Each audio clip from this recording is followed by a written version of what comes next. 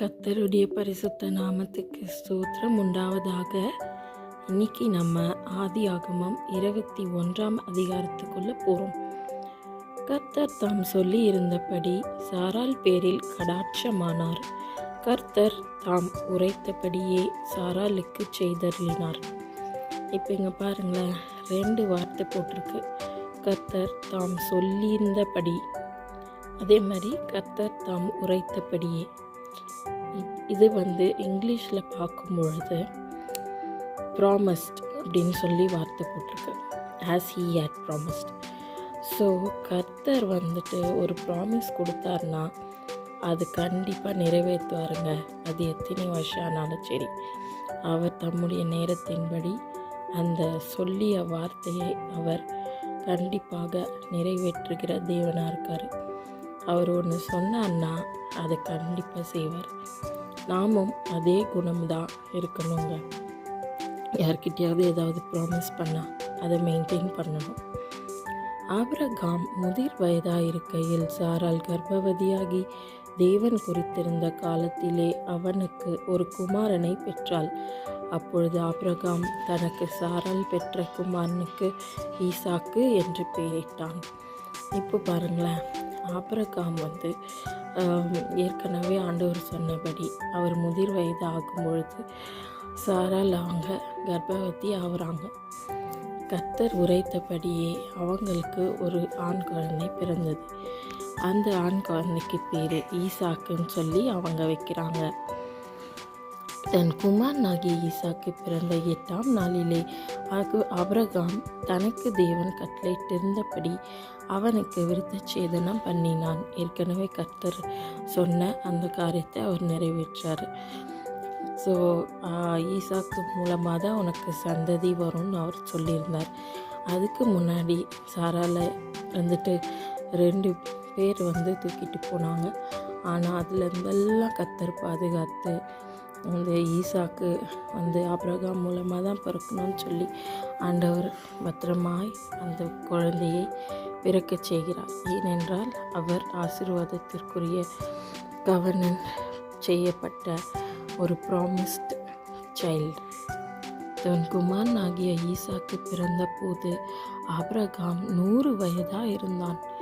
பாருங்க, 75 வயது இருக்கும் போது ஆண்டவர் அந்த வாக்குத்தத்தத்தை சொன்னார். அது 100 வயதில் தான் நிறைவேறுது. 25 வருஷம் அவங்க காத்திருந்தாங்க. அப்பொழுது சாராள், தேவன் என்னை நகைக்க பண்ணினார், இதை கேட்கிற யாவரும் என்னோட கூட நகைப்பார்கள். சாராள் பிள்ளைகளுக்கு பால் கொடுப்பாள் என்று ஆபிரகாமுக்கு எவன் சொல்லுவான்? அவருடைய முதிர் வயதிலே அவருக்கு ஒரு குமாரனை பெற்றேனே என்றாள். ஈசாக்குக்கு அர்த்தம் நகைக்கிறவங்கன்னு அர்த்தம். பிள்ளை வளர்ந்து பால் மறந்தது. ஈசாக்கு பால் மறந்த நாளிலே ஆபிரகாம் பெரிய விருந்து பண்ணினான்.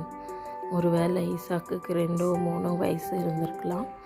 ஆனால் அந்த காலத்தில் அது ஒரு பெரிய விஷயமாக அவர் கொண்டாடுறார்.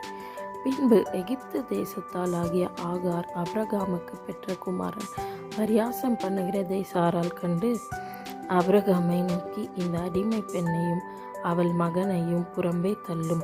இந்த அடிமை பெண்ணின் மகன் என் குமாரனாகிய ஈசாக்கோடைய சுதந்திரவாளியாக இருப்பதில்லை என்றாள். அவர் சொல்கிறது உண்மைதான். ஏனென்றால் ஈசாக்கு தான் ஆண்டவர் ப்ராமிஸ் பண்ணார். அவர் மூலமாக தான் சந்ததியை பெருக பண்ணுவேன், கடற்கரை மணலை போல, வானத்தின் நட்சத்திரத்தை போலன்னு சொன்னார். ஆனால் நடுவில் நடந்த ஒரு தப்பான காரியம்தான் இந்த அடிமை பெண் மூலமாக பிறந்தது. இப்போது அவங்க அம்மா ஆகார் எப்படி சாரால ஏளனமாக பண்ணாங்களோ அதே மாதிரி அவங்க மகனும் இவங்க மகனை கேலி பண்ணுறாரு. அதனால் அவங்க வீட்டை விட்டு துரத்தப்படுறாங்க. தன் மகனை குறித்து சொல்லப்பட்ட இந்த காரியம் ஆபிரகாமுக்கு மிகவும் துக்கமாக இருந்தது. அப்பொழுது தேவன் ஆபிரகாமை நோக்கி, அந்த பிள்ளையையும் உன் அடிமை பெண்ணையும் குறித்து சொல்லப்பட்டது உனக்கு துக்கமாக இருக்க வேண்டாம். ஈசாக்கின் இடத்தில் உன் சந்ததி விளங்கும்.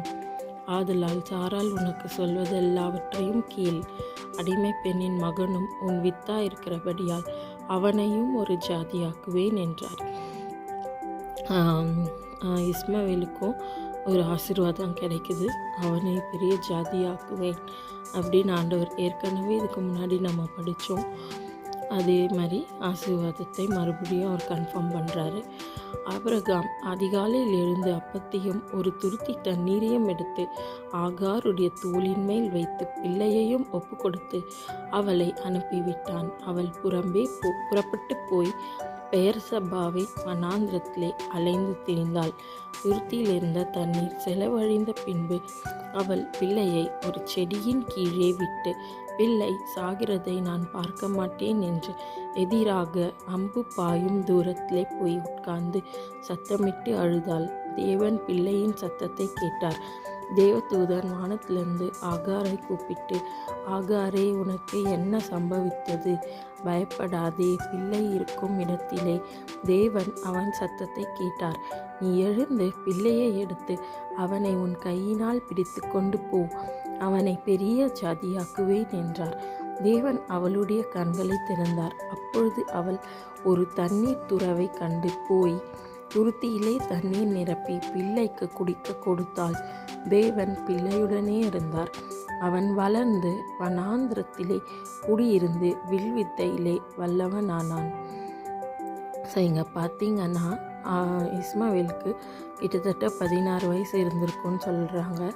அப்போ வீட்டை விட்டு அனுப்பினோடனே அவங்க வனாந்திரத்தில் அலைந்து திரிகிறாங்க. அப்போ தண்ணி காலி ஆகிட்ட உடனே, ஏன்னா ஒரே ஒரு துருத்தியில் தான் அவர் தண்ணி கொடுத்து அனுப்புகிறார்.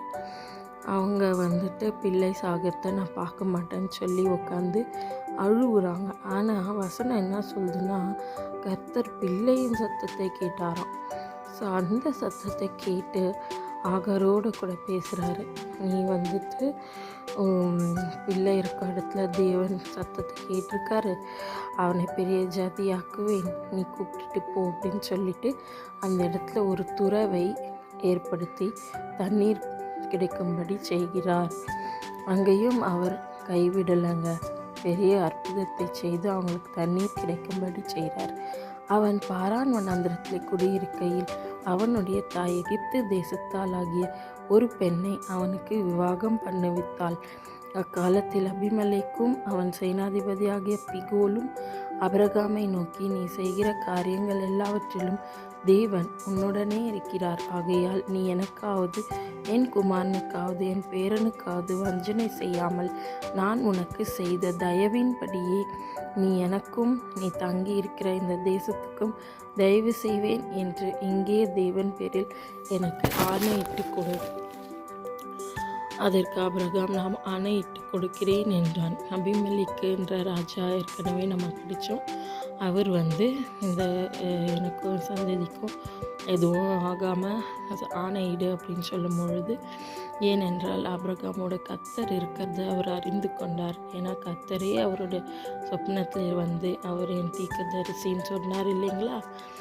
ஆனாலும் அபிமெலேக்குடைய வேலைக்காரர் கைவசப்படுத்தி கொண்ட துறவின் நிமித்தம் ஆபிரகாம் அபிமெலேக்கை கடிந்து கொண்டான். ஏற்கனவே அந்த காலத்தில் துறவுன்றது ரொம்ப ரொம்ப முக்கியமாக இருக்குங்க.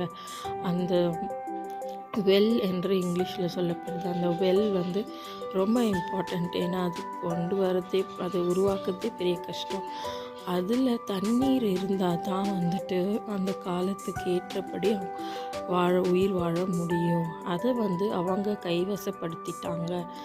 அதற்கு அபிமெலேக்கு, இந்த காரியத்தை செய்தவன் இன்னான் என்று எனக்கு தெரியாது, நீயும் எனக்கு அறிவிக்கவில்லை. இன்று நான் அதை கேட்டதே அன்றி இதற்கு முன் அதை கேள்விப்பட்டதே இல்லை என்றான்.